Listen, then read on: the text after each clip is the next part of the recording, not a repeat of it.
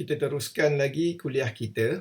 So pada kali ini saya cuba refreshkan semula berkenaan dengan beberapa perkara asas yang pelajar perlu tahu supaya pembelajaran kita di dalam bab 1 2 3 ini boleh berjalan lancar. Antara yang saya rasa yang perlu kita beri penumpuan ialah berkenaan dengan differential form of the fundamental laws of fluid mechanics. So, yang dimaksudkan differential form ni ialah kita maksudnya yang menggunakan dy dx, du dy dan sebagainya. Kerana apa?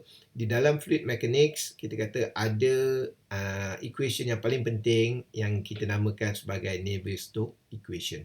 So, kita akan melihat bagaimana Navier-Stokes equation diwujudkan, derivation of Navier-Stokes equation, dan kita akan cuba melihat penyelesaian masalah dengan menggunakan Navier-Stokes equation.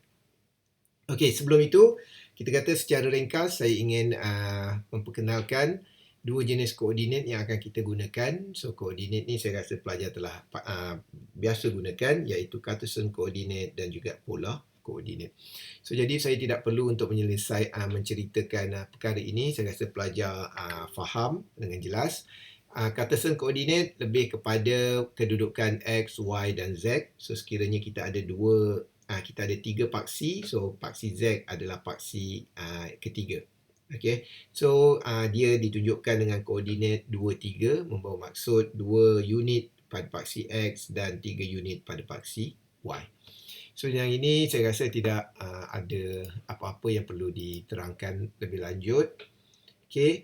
Dan oleh kerana selepas ini kita akan fokus kepada vektor, maksudnya pergerakan sesuatu objek. Oleh itu apabila kita menganalisa berkenaan dengan velocity, kita perlu faham velocity adalah vektor. Oleh itu magnitude dan arah adalah amat penting. Oleh itu sekiranya kita ingin menyelesaikan dalam bentuk 2D atau 3D, kita perlu menyelesaikan di dalam bentuk komponen velocity.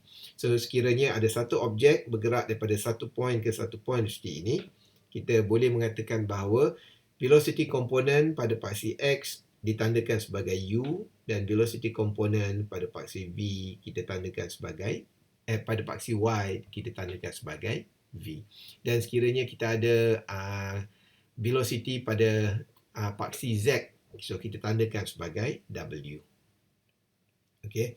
Dan oleh kerana velocity adalah vektor, oleh itu sekiranya kita ingin mencari apakah resultant velocity, memadai untuk kita menggunakan rumus seperti yang ditunjukkan di sini. So sekiranya kalau ada kalau ada paksi yang ketiga, kita boleh campur W kuasa 2 square root untuk mendapat resultant velocity. Dan seterusnya, koordinat yang kedua, kita kata yang ini mungkin kita kata kurang sikit diberi tumpuan sewaktu undergraduate, iaitu polar coordinate. So, polar coordinate ini lebih kepada apabila sesuatu objek itu berputar pada satu paksi. So, yang ini kita kata selalunya digunakan di dalam menyelesaikan masalah yang melibatkan putaran. So, antaranya ialah mungkin para pelajar membuat research berkenaan dengan fluid mechanics akan berjumpa dengan idea vortex. So vortex ni sebenarnya adalah idea di mana molekul berputar. Okey. So dia. Okey, kemudian antara idea lain yang menggunakan idea putaran ialah sekiranya kalau kita ada sinki, kita penuhkan dengan air, kita ada lubang kat sini. So kalau kita cabut lubang ni, so air kalau katakan daripada top view, so air akan berpusing dan masuk kepada satu point. So jadi kita kata untuk menggambarkan pergerakan tersebut, mungkin kita tak boleh menggunakan X dan Y, so kita menggunakan polar coordinate.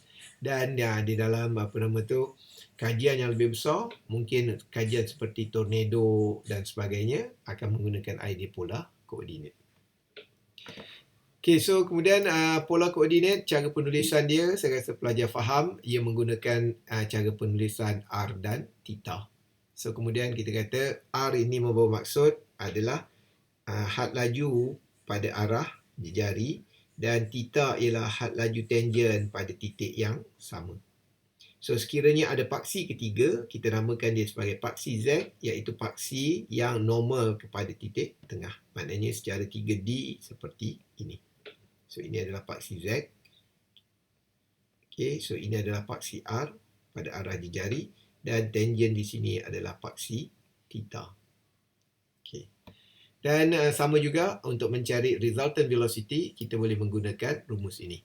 Dan penulisan velocity component untuk polar coordinate adalah seperti berikut, iaitu pada paksi R kita tulis sebagai UR, dan pada paksi tangent theta kita tulis sebagai U theta, dan kalau pada paksi Z kita bolehlah menulis UZ.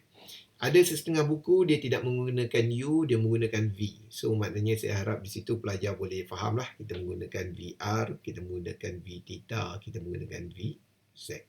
Okey.